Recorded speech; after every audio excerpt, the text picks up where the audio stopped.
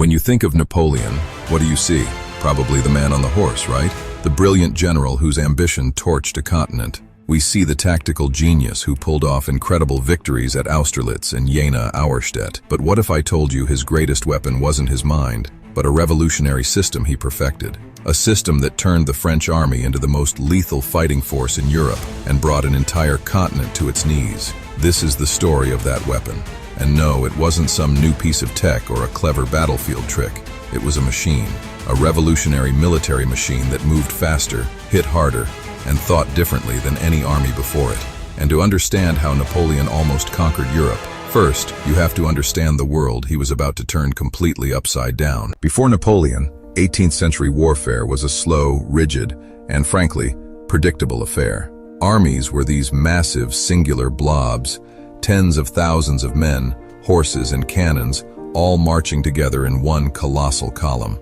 They were tethered to supply depots by long, vulnerable wagon trains, unable to stray too far from their food and ammo. A general's biggest headache was often just logistics, not strategy. Battles were formal, almost geometric events.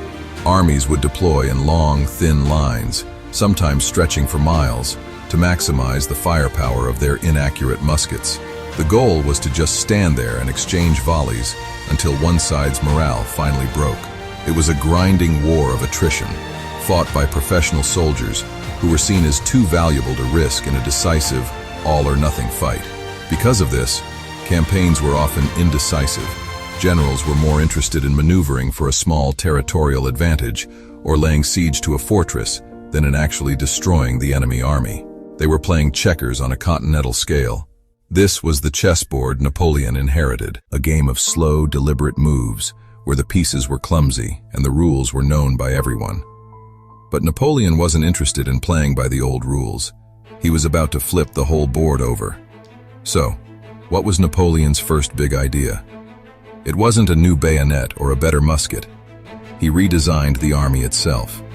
He took the massive French Grande Armée and broke it down into smaller, self-sufficient, combined arms units of 20,000 to 30,000 men. He called this the Corps d'Armée, or the Corps system. Think of each corps as a miniature army in its own right. Commanded by one of Napoleon's trusted marshals, it had its own infantry, its own cavalry for scouting, its own artillery, and even its own engineers. This simple change had huge consequences. An enemy commander might spot a single French corps and think he was facing a small, isolated detachment. But this was a fatal mistake. Each corps was designed to be strong enough to engage a much larger enemy force and hold its ground for at least 24 hours.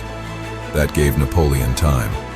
The masterpiece of this system was the Ulm campaign in 1805. An Austrian army of about 72,000 men had invaded Bavaria, setting up around the city of Ulm. They expected Napoleon to attack them head-on, but they were wrong. If the corps system was the skeleton of Napoleon's war machine, then artillery was its iron fist. Napoleon himself was an artilleryman by training, and he understood its power better than anyone. He once said, "God fights on the side with the best artillery." His strategy centered on a tactic that became his signature, the Grande Batterie, or Grand Battery. Instead of spreading his cannons out, Napoleon would concentrate a massive number of them, sometimes over 100, at a single decisive point in the enemy line. Once the Grand Battery opened up, the effect was terrifying. A relentless barrage of iron round shot tore through entire files of infantry, while exploding shells rained down chaos. The psychological impact was just as devastating as the physical damage. A terrifying example of this was at the Battle of Wagram in 1809. Having systematically pulverized the enemy line, Napoleon could then send in his infantry to claim victory. Artillery was no longer just a supporting arm. It was a decisive weapon, capable of winning battles all on its own. The real secret to the Napoleonic war machine wasn't the corps system or the Grand Battery on their own. The process was brutally effective. This devastating combination of maneuver, firepower, and shock is what let Napoleon dominate the battlefields of Europe for more than a decade. So, in the end, what was Napoleon's secret weapon? It was the machine he built. a military system that integrated organization, speed, and firepower into a seamless, destructive whole. The man on the horse was, without a doubt, a genius.